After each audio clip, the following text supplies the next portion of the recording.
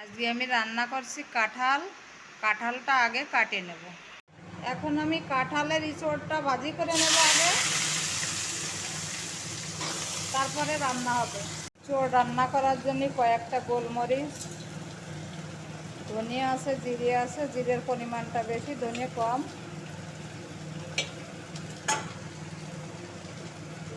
কয়েকটা কাঁচা লঙ্কা দেব,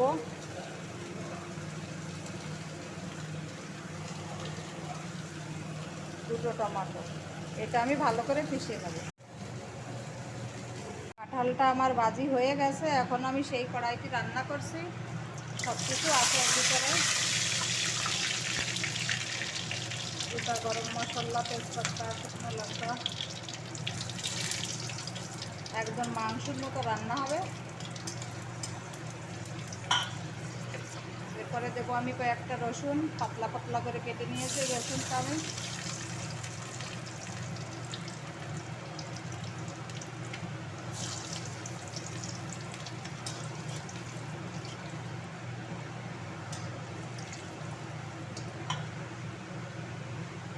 এরপরে দেবো আমি পেঁয়াজ।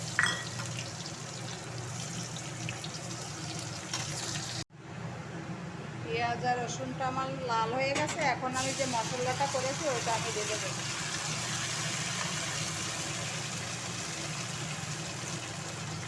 পরিমাণ মতন লবণ, হলদি। মশলায় আমার তেল ছেড়ে দিয়েছে। এখন আমি একটু হালকা একটু জল দেবো এতে।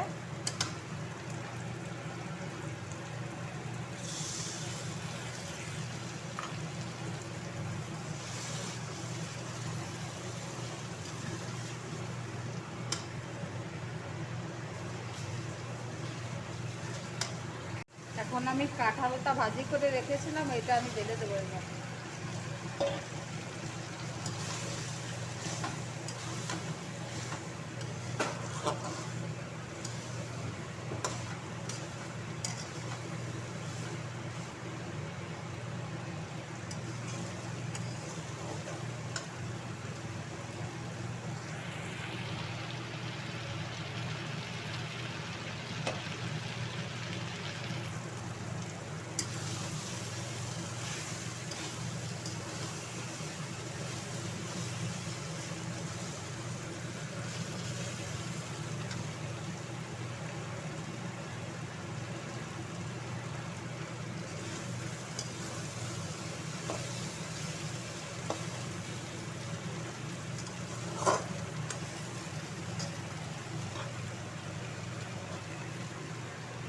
এরপরে দেবো আমি জল।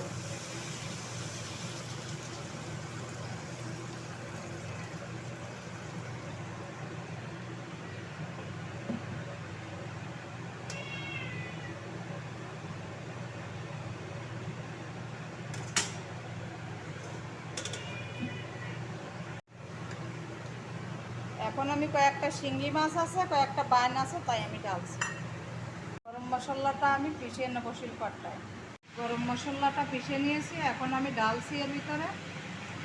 দেখতে যেমন সুন্দর, খেতেও তেমনি সুস্বাদু। যেভাবে আমি রান্না করেছি তোমরাও সেইভাবে রান্না করে খাবে, ভীষণ ভালো লাগবে। শিঙি মাছ দিয়ে টেস্টই আলাদা হয়। লাইক দেবে আর কমেন্ট করবে।